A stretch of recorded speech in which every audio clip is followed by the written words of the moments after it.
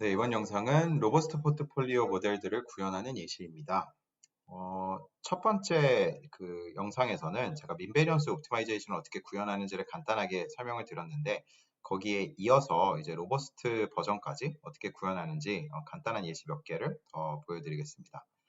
사용하는 자산들은 첫 번째 MBO 문제 풀었을 때랑 동일하게 iShares에서 대표적인 에셋 클래스들을 가지고 왔고요. 첫 번째가 미국 주식시장, 두 번째는 선진국, 신흥국, 그 다음에 미국 채권, 마지막으로 커머디티랑 리츠까지 추가를 했습니다. 기본적으로는 보통 주식시장과 뭐 채권 이렇게 많이 사용하고 가끔씩 커머디티 들어가는데 여기서는 제가 분산 효과를 보이기 위해서 이제 이렇게 6가지로 그냥 구현을 하고 있습니다.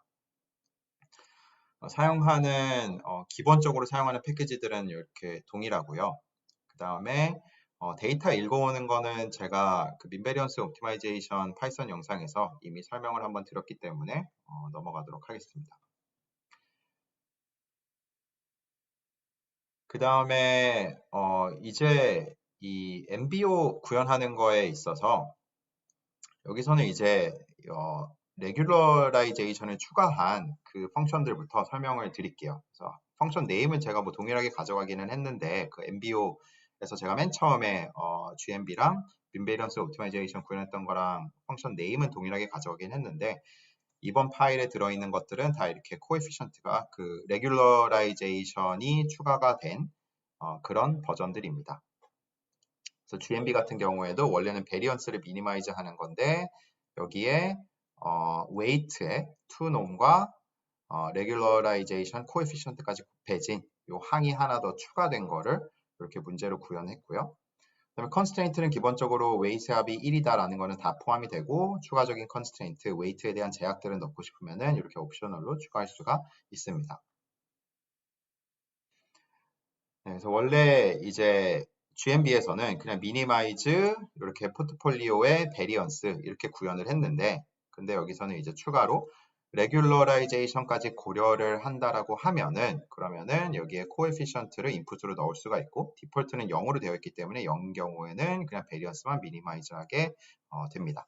근데 이 값이 0보다 큰 경우에는 레귤러라이제이션을 추가해서 그래서 오브젝티브 펑션을 이렇게 바꿔준다라는 겁니다. 그래서 웨이트에 대한 투놈이 들어가게 되고 그 다음에 이 코에피션트 같은 경우에는 이제 이 레귤러라이제이션 텀에 얼마나 가중을 둘 거냐라는 거기 때문에 이제 훨씬 더 레귤러라이제이션을 강하게 적용하고 싶으면은 이 값을 크게 가져가면 됩니다. 컨스트레인트 기본적으로 웨이트의 합이 1이고 그 다음에 노숏은 디폴트로 적용이 되고 그 다음에 웨이트에 대한 제약들 이렇게 추가하고 싶으면은 로어 바운드, 어퍼 바운드를 입력할 수 있습니다. 그 다음에 CVX파이에서 이제 CVX파이를 사용해서 최적화 문제를 푸는데 저는 솔버는 이제 CVX옵트를 계속 사용하고 있습니다.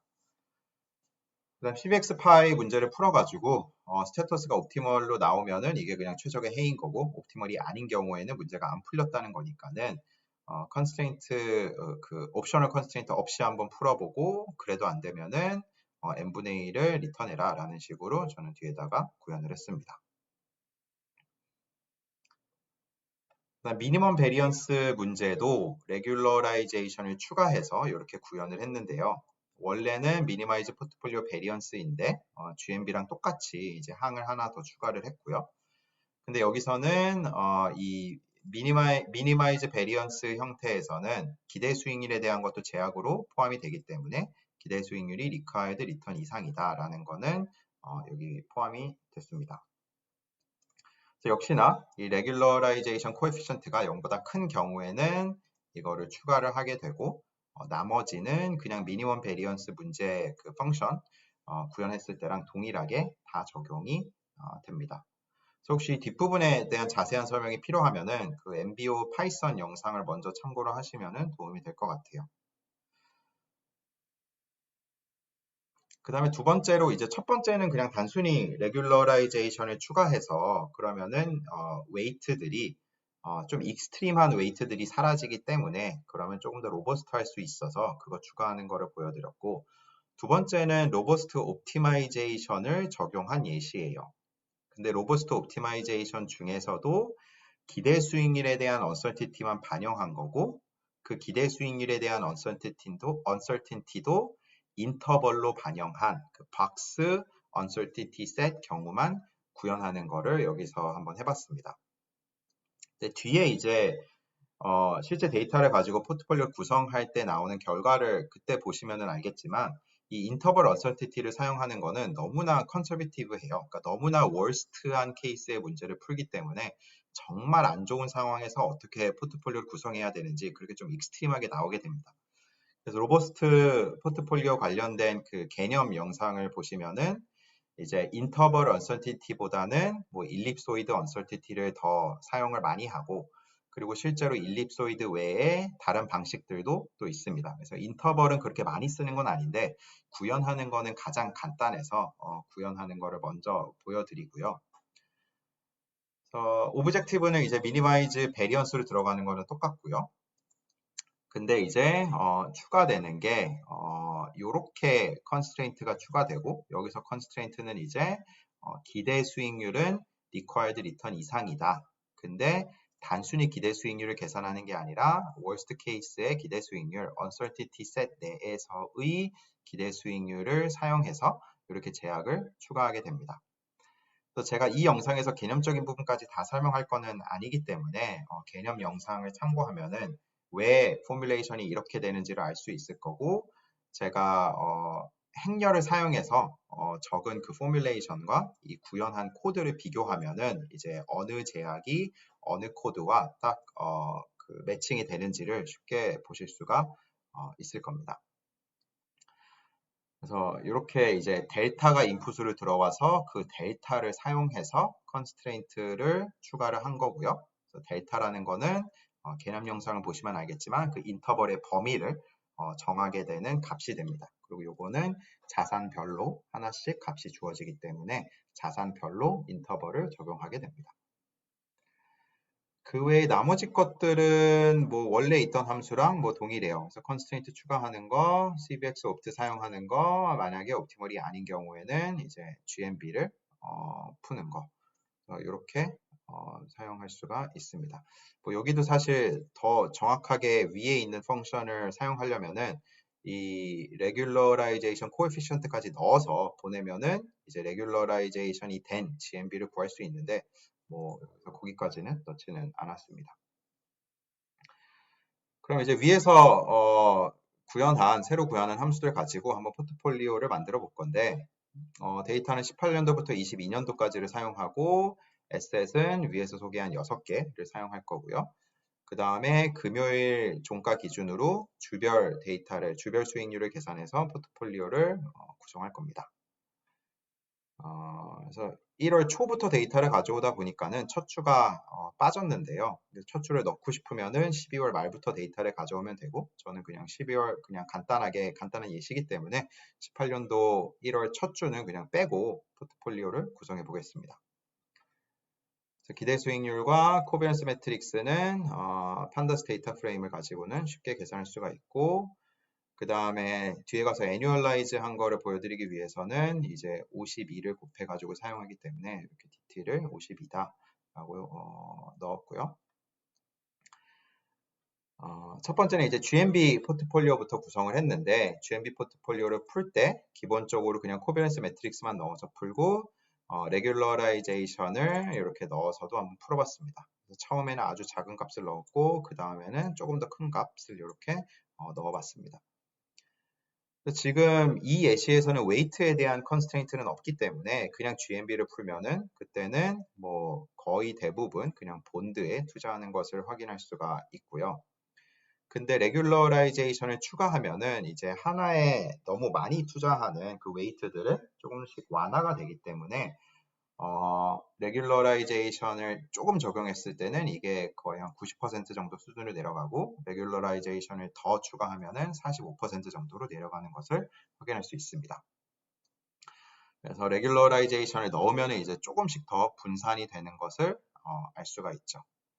그래서 이게 이 로버스트 포트폴리오라는 거는 실제 그 인풋 데이터에 너무나 센시티브한 거기 때문에 인풋 데이터에서 만약에 뭐 채권에 너무 많이 투자하는 게 매력적으로 계산이 됐다라고 했을 때 미래에는 채권이 그 정도로 매력적이지 않을 수도 있고 또는 모델을 풀기 위해서 사용한 과거 데이터에 뭐 조금 오류가 있다든지 아니면 과거 데이터가 미래를 제대로 반영하는 그런 과거 데이터가 아닌 경우에는 그때는 이제 센시티비티가 너무 큰 포트폴리오를 구성하는 것보다는 로버스트한 포트폴리오를 구성하는 게 더 낫기 때문에 이런 식으로 레귤러라이제이션을 해서 좀 더 분산된 포트폴리오를 구성할 수 있으면은 그러면은 아웃 오브 샘플로 퍼포먼스를 확인했을 때 훨씬 더 로버스트한 퍼포먼스를 가져다 준다라는 겁니다. 그리고 그 다음에는 이제 기대 수익률까지 고려한 미니멈 베리언스 펑션을 사용해서 기대 수익률이 연 3, 5, 7%일 때의 포트폴리오들을 계산해 봤고요. 처음에 이제 레귤러라이제이션을 조금 뒀을 때 포트폴리오들이 어떻게 나오는지를 한번 봤고요. 그래서 컨스트레인트가 이제 0 이상이다라는 것만 추가되고 레귤러라이제이션이 없을 때는 기대 수익률이 연 3, 5, 7%일 때 이렇게 구성이 되고요. 기대 수익률이 올라가면 올라갈수록 당연히 이제 주식에 더 투자를 하게 되고 채권에 투자하는 비중은 점점 낮아지게 되고요. 그 다음에 레귤러라이제이션을 포함을 한 경우에는 아주 조금만 포함을 했긴 했지만 이 위와 비교했을 때는 이제 큰 웨이트들이 조금 더 작아지는 것을 확인할 수가 있습니다. 그래서 첫 번째 종목이 미국의 주식시장인데 미국 주식시장에 투자하는 비중도 조금 줄어들고 채권에 투자하는 비중도 조금 줄어들고 그거를 확인할 수가 있고요. 그 다음에는 코에피션트를 조금 올려가지고 더 레귤러라이제이션을 강하게 했을 때 웨이트가 어떻게 되는지를 봤는데 이때는 이제 이 6개 자산들에 다 투자하는 것을 확인할 수가 있습니다. 그래서 주식 또는 채권에 너무나 투자를 많이 하는 것보다는 집중적으로 투자하는 것보다는 이렇게 분산된 효과를 나타내는 것을 확인할 수가 있습니다. 그 다음 포트폴리오 구성하는 거는 이제 로버스트 옵티마이제이션을 사용했는데요. 여기서 제가 이 앞부분에 계산한 거는 uncertainty set의 크기를 어떻게 가져가는 게 좋을지를 이렇게 계산을 한 건데 이 Central Limit Theorem CLT를 사용해서 기대 수익률의 confidence 인터벌이 어디에 있을 거다라는 거를 계산한 건데 그때 이제 퍼센타일을 50%로 가져갔습니다.